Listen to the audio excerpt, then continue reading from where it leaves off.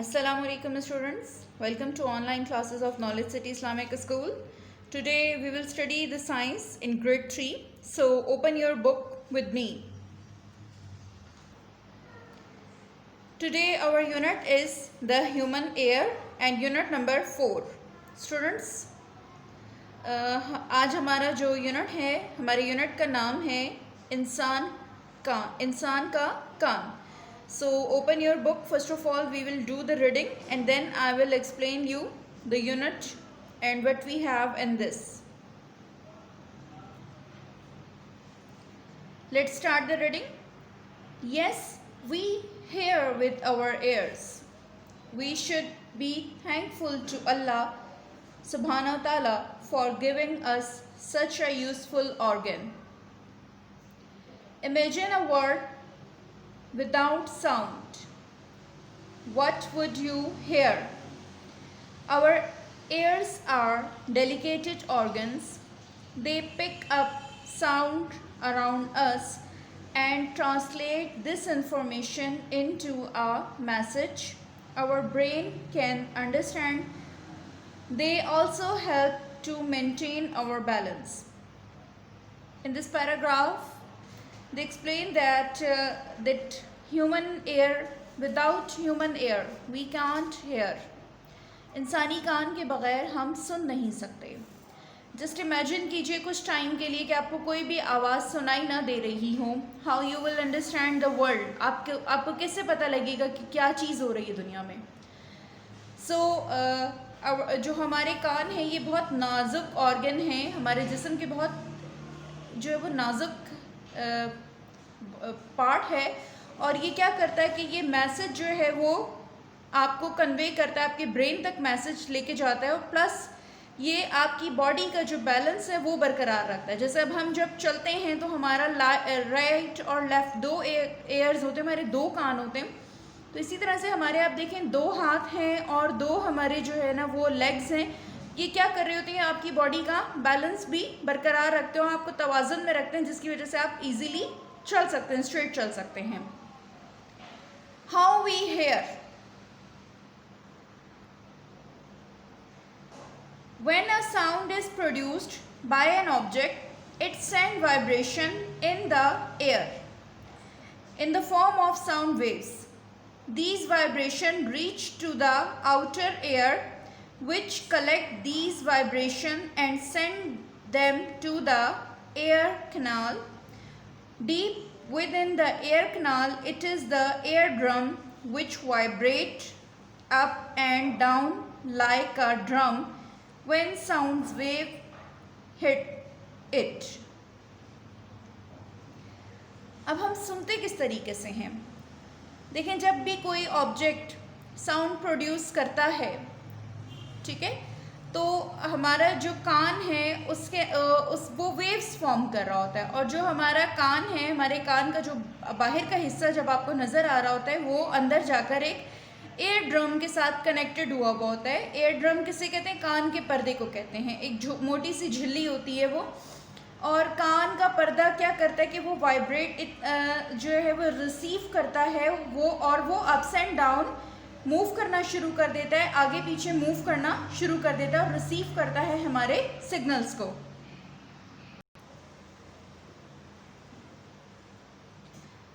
From the eardrum, sound waves travel through the middle ear into the innermost part of the ear. Here are the thousands of cells that change the sound waves into electrical signals, which are then sent to the brain.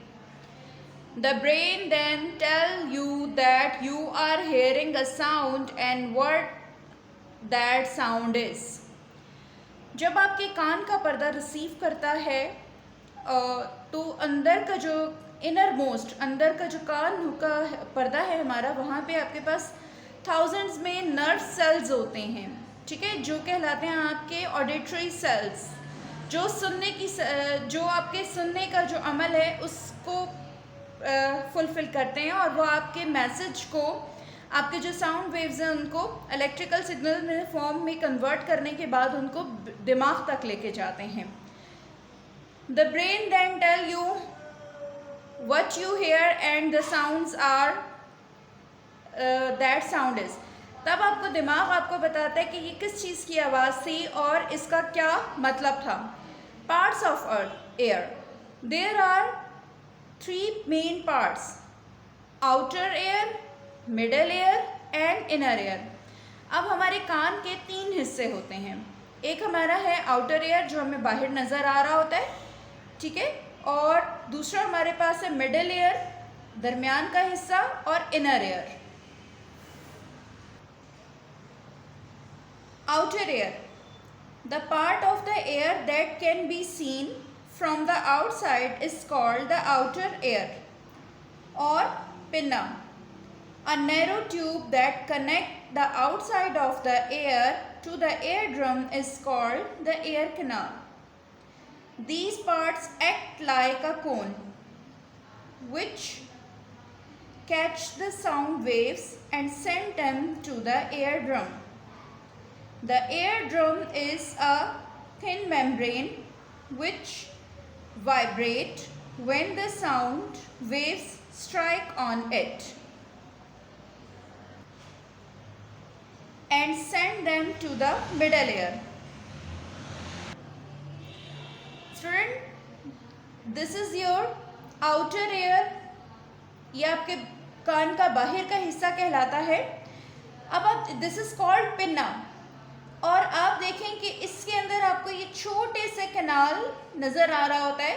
ये छोटी सी नाली होती है जो क्या करती है, आपके कान को, आपके जो बाहर का जो कान है, ये इससे एयर ड्रम के साथ, ये आपको एयर ड्रम नज़र आ रहा है जो एक मोटी सी झिल्ली होती है जिसके ऊपर साउंड वेव्स आके टकराती हैं. तो जब ये वेव्स जो है वो कान के अंदर एंटर होती हैं, ये एक छोटी सी नाली से गुजरती हुई, जिसे हम एयर कैनाल कहते हैं, इस नाली से गुजरती हुई ये एयर ड्रम के ऊपर जाके स्ट्राइक करती है. उसके बाद फिर हमारे यहाँ से लेने के बाद यहाँ तक हमारा फर्स्ट पार्ट आ जाता है. यहाँ से फिर आपके पास मिडिल पार्ट जो है वो कान का स्टार्ट हो जाता है. Middle air. The middle air is a small air-filled compartment which lies in the skulls between the eardrum and inner ear. Inside it are 3 tiny bones called the hammer, anvil and the strips. These bones are connected to each other. The vibration of the eardrum causes these tiny bones in the middle ear to move. The first bone is the hammer and the last bone in the group is called stirrup.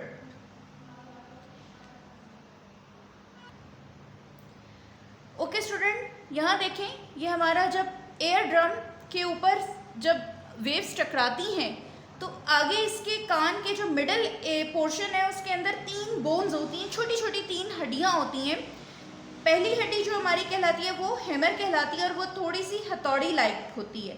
उसके बाद anvil है. Anvil भी एक छोटी middle हड्डी होती है, middle में पाई जाती है. और फिर आपके पास जो है वो तीसरी जो है वो स्टिरप्स है. अब स्टिरप्स जो है वो इसका एक ग्रुप होता है. अब ये क्या करते हैं कि जब ये आके वेव्स, साउंड वेव्स इसके ऊपर टकराती हैं तो उसके बाद ये इनके अंदर मूवमेंट पैदा कर देता है. एयर ड्रम इन तीनों बोन्स के अंदर मूवमेंट पैदा करता है. फिर उसके बाद इस मूवमेंट से ये सेमी कान का तीसरा हिस्सा हमारा इस जगह से स्टार्ट हो जाता है जिसे हम कहते हैं इनर एयर. अब इनर एयर के अंदर हमारे, अब यहाँ इसके अंदर जो वो एयर फिल हुई भी होती है, हवा से भरा हुआ ये पूरा पोर्शन होता है. फिर इनर एयर के अंदर आपके पास एक वाटर लाइक जो है वो एक लिक्विड मौजूद होता है और ये किसके ऊपर, कोकिल एंड सेमी सर्कुलर कैनाल्स के ऊपर डिपेंड करता है. Inner ear. The stirrup which connect the inner ear pauses on the vibration through another membrane to the cochlea. The inner ear consists of the cochlea and semicircular canal which control both hearing and body balance. When the cochlea receives vibration, the fluid inside it moves the cochlea in the line. The special sensory cells called hair cells which are sensitive to the sound waves. As the fluid moves, it creates a signal to the sensitive sound waves. As the fluid moves, it creates a signal. This signal is sent to the brain through auditory nerves. Special areas in the brain receive these signals and translate them into what we know as sound. They also send message to the brain when we move, so our body maintain balance. Okay student, जैसे ही air drum पर आके sound waves टकराती हैं, इनमें movement पैदा होती है।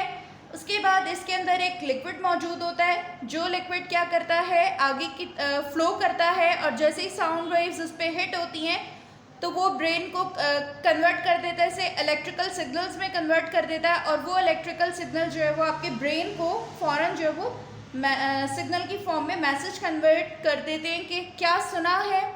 और इसी तरीके से जब हमने चलना होता है तो वो आपके ब्रेन को मैसेज कन्वे कर देते हैं कि अब बॉडी जो है वो मूवमेंट में आ रही है और उसे अपना क्या करना है, अपना बैलेंस जो है वो बरकरार रखना है।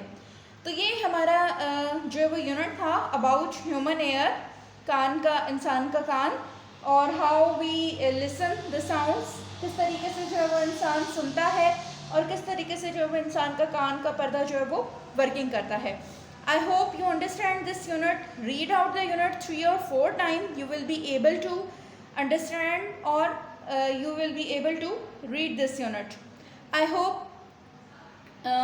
this will be very beneficial for you कि आपके लिए आपका कान का पर्दा जो है वो किस तरीके से वर्क करता है. In next lecture we will do the question answer and remaining exercise of this unit. Take care. अल्लाह हाफिज़.